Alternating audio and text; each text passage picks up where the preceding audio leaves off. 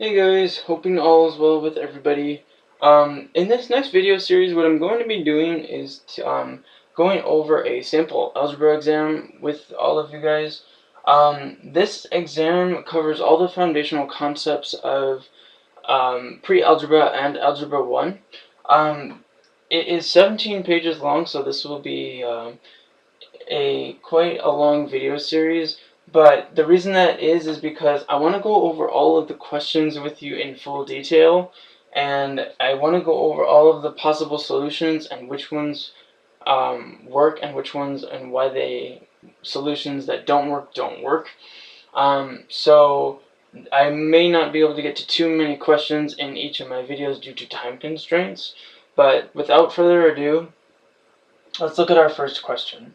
So our first question says that 25a squared is equal to, and then we have a set of possible answers where they are a set of terms that are multiplied by each other, and we have to figure out which one is equal directly to 25a squared. Now the reason I say that we're multiplying is because remember that if we take individual terms and we connect them to other terms via only parentheses, that infers multiplication. So what we can do here, as time is no object, we can go ahead and multiply each of these questions of these individual terms through, and we can see which one relates to the answer of 25a squared directly. At the end of this question, when we do find our answer, I will show you a trick that you could use to solve this rather promptly. So choice A is going to be 5a times a. So what I like to do in any of these kinds of questions where I'm multiplying terms is I like to start with my coefficients or numbers first, then I do my variables. So we'll do 5a times a. 5 is by itself, it's not multiplied by any other term or value in terms of coefficients. And then a times a, remember, anytime we take a value and multiply it by itself, we're taking it to a power. So this is going to be 5a squared. Okay. This is not a working solution to this question, as 5a squared is not equal to 25a squared. Let's look at the next possible answer. We have 5a times 5a. If we take 5 times 5, we'll get 25. And then again, if we take a times a, we're taking it to a power of 2. So that's 25a squared. This is a working solution, as 25a squared is equal to 25a squared. Alright, let's look at the next possible answer. 5a times 25a. 5 times 25 is 125. And then we have a times a again, giving us a squared. This is not a working solution because of the fact that 125 is too great of a coefficient. It's not 25. So this is not a working solution, as the coefficients are different in value. This next answer, which we have 5a times 5, 5 times 5 is 25. But as we can see in this question, in this possible answer, a is by itself. This is not a working solution because of the fact that we are missing a factor of a. Okay? And last but not least, our other possible answer is 25a times 25a. Now, 25 times 25, or 25 squared, is 625. And then we have a times a again, being a squared. This is not, again, a working solution because of the fact that 625 is too great of a coefficient. It is not directly equal to 25. So 625a squared does not equal 25a squared.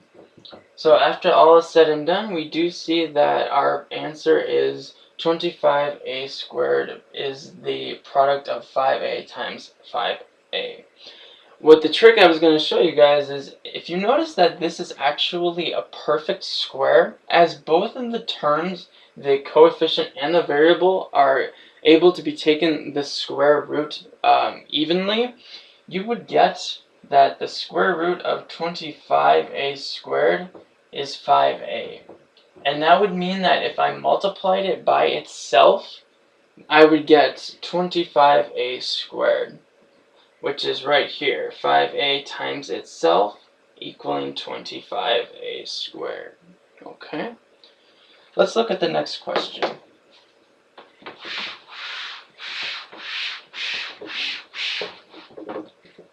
So for number 2, I have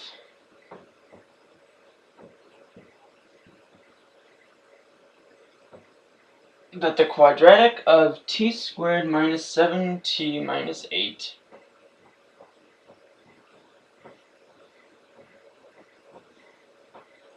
is equal to, and then we have a set of binomial expressions multiplied, and we have factors, potential factors of this quadratic. So choice A is going to be t plus 2, t plus 4.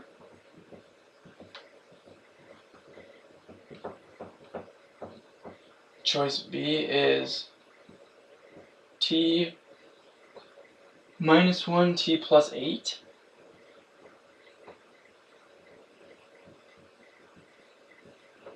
Choice C is going to be t minus 1, t minus 8.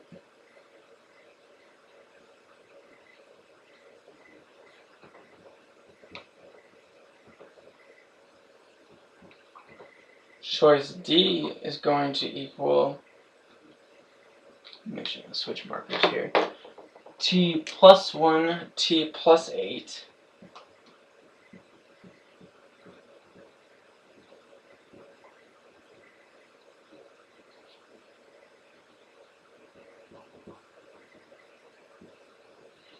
And we say E is t minus 8, t plus 1, t minus 8. Okay, so for this question, remember that when we're trying to factor a quadratic equation, there's a couple of options that we have. The first is that we can definitely use the quadratic formula, where x equals negative b plus or minus the square root of b squared minus 4ac all over 2a.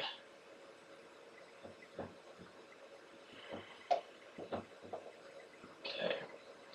Now, being that as it may, what we can also do is a little trick that I learned in algebra that really helps you understand how to find the factors much more smoothly without having to plug and chug all of this into a rather tedious equation. So what we can do here is, let's make a little table. Remember that any quadratic has the form ax squared plus bx plus c.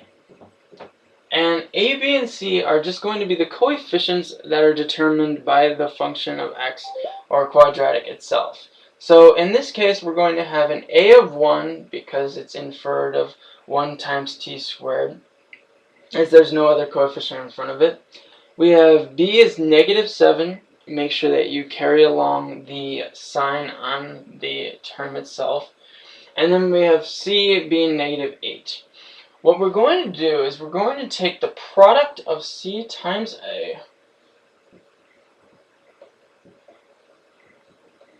and we're going to find the factors of c times a that equal to the sum of b. What I mean by that is,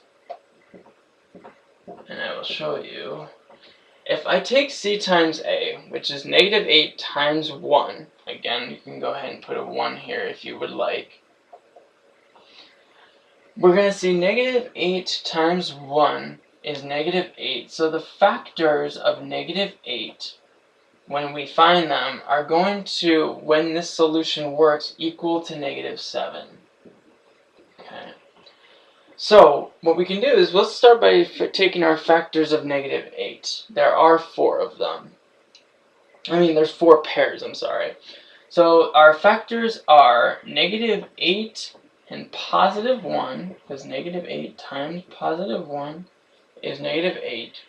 Then when we add these two values together, remember we're going to take the sum of these two, is going to equal sum of b. So this is going to be actually coincidentally -7, because -8 plus 1 is -7. But let's look at the other factors of -8.